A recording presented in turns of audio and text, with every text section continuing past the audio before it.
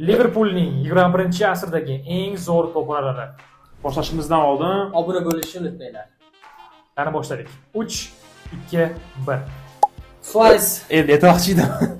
Suarez. Afsuski do'stlar, Suarez bizning Voy bilan Suarez yo'liga qarab. Hop, Coutinho.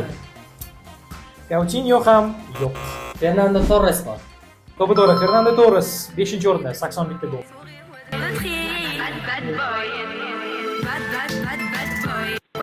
Stevie G.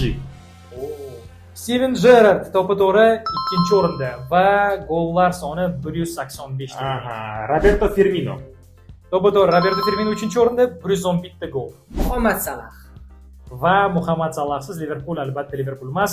Birinchi o'rin 210 tadan oshiq gol. Va Oxirgi 4-o'rinimiz qoldi. Sadio Manemi.